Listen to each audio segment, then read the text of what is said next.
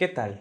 Hoy en El Imaginante relacionaremos tres productos culturales que aparentemente no tienen nada que ver: el cine de Sergio Leone, la cultura de masas de Umberto Eco y Mario Kart 64. Sí, como lo oyen, vamos a entender cómo es que los dos primeros, dos genios italianos de la comunicación, cada uno en sus disciplinas, terminaron influenciando a uno de los juegos más populares de Nintendo que existen a la fecha.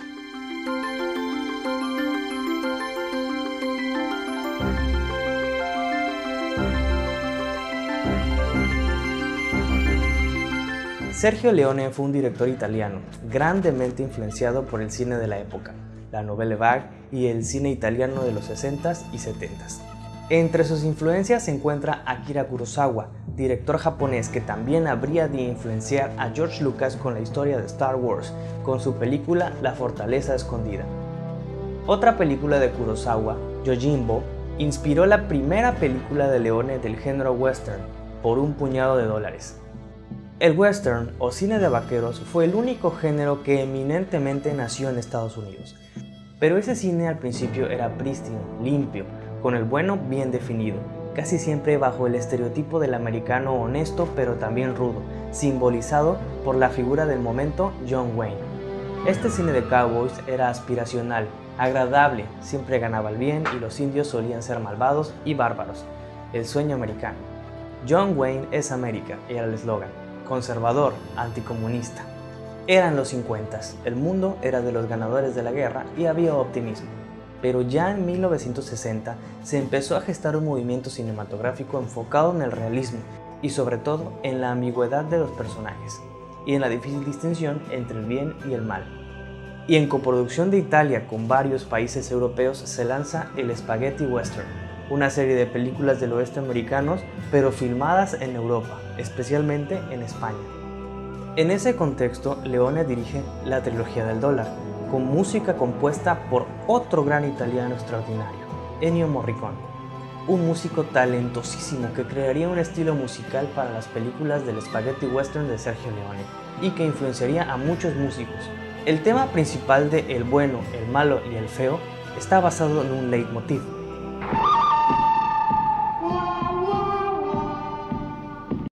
que, dependiendo del instrumento musical, representa a cada uno de los tres personajes en cuestión: el bueno,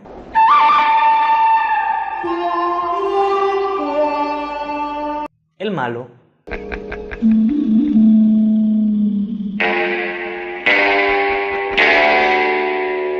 y el feo.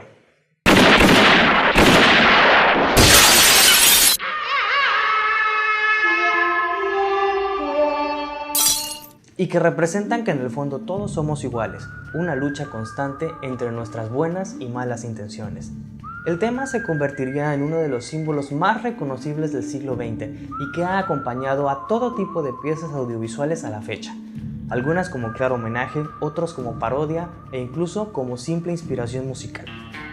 Muchos años después, Morricone regresaría al western con Quentin Tarantino y cambiaría completamente el paradigma, pero ya hablaremos de eso en otra ocasión.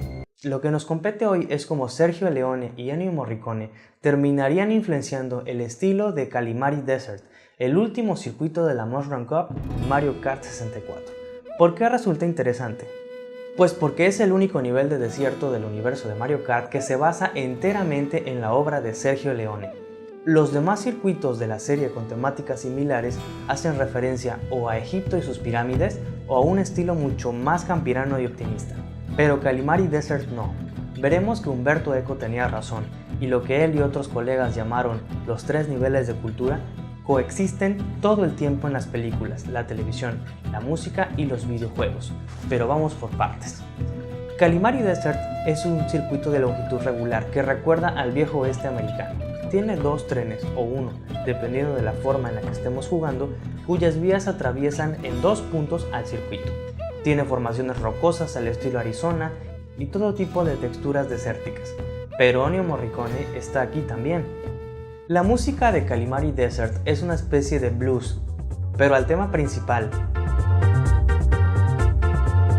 se suma un contrapunto, y aquí está el contrapunto de Ennio Morricone.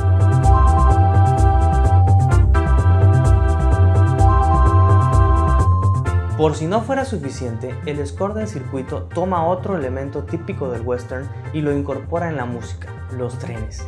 Los trenes son parte importante del mito del forajido, o eran robados, descarrilados o rescatados, y eran el símbolo del progreso a finales del siglo XIX y principios del siglo XX. En Mario Kart, los trenes son un obstáculo para el avance del jugador, pues si no tenemos cuidado, terminaremos arrollados por alguno de ellos. El sonido que emite la locomotora al avanzar está incluido en la música, haciendo de esta pieza y toda la carrera un sentido de homenaje a Sergio Leone y Ennio Morricone. Curioso que Koji Kondo, el compositor de cabecera de Nintendo, se haya inspirado en el italiano, que musicalizó una obra que Sergio Leone creó con influencias de otro japonés, Akira Kurosawa. ¿Qué tiene que ver Umberto Eco en todo esto?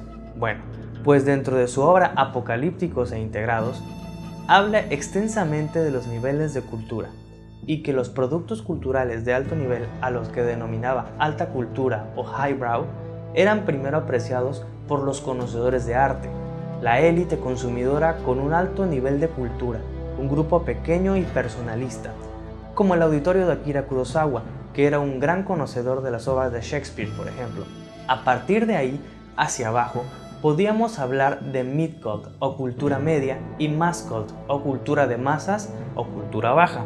Cuando Leone se influenció con las películas de alta cultura de Akira Kurosawa, llenas de simbolismos y referencias complejas, el italiano comprimió y sintetizó este nivel de cultura de tal manera que pudiera ser una película comercial, pero con cierto aire intelectual, como suele ser el cine europeo.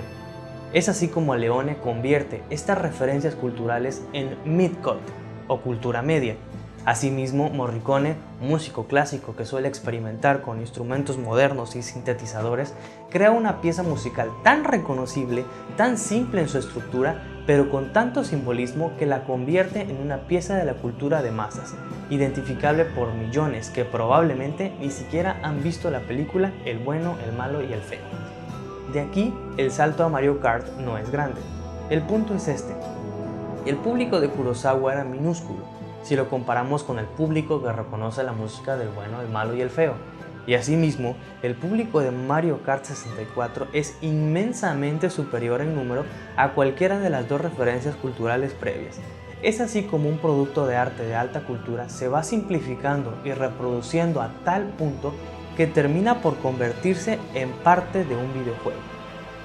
Eco decía, en realidad, que la diferencia entre la alta y la baja cultura no tenía nada que ver con la calidad de dicha cultura, o con el estilo, la clase social, el nivel socioeconómico o incluso el mal gusto, como mencionaba Eco en tono de ironía.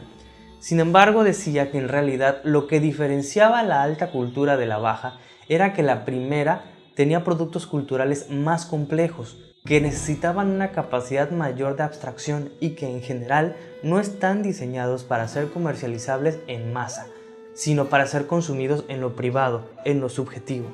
El artista comunica algo y su único objetivo es comunicar. En la baja cultura, por el contrario, si bien existe una comunicación, no tiene por objeto únicamente transmitir un mensaje, sino de comercializarlo y replicarlo a un público por demás amplio. Y, lo más importante, de decirle al público cómo debe reaccionar.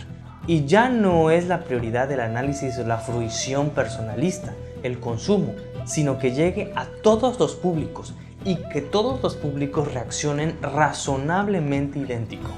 Las emociones no se descubren como en La fiebre del oro de Leone y Morricone o como cuando miras a la Mona Lisa, sino que se presentan ya terminadas, diciéndonos qué debemos sentir y cómo debemos reaccionar. Ese es el caso de Mario Kart 64. ¿Qué es, por lo tanto, la alta y la baja cultura? ¿Quién sabe?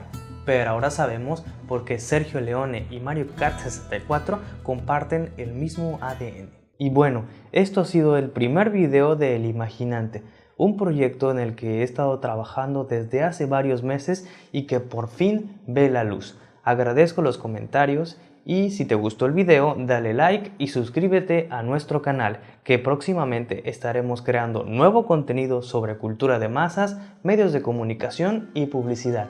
Muchísimas gracias.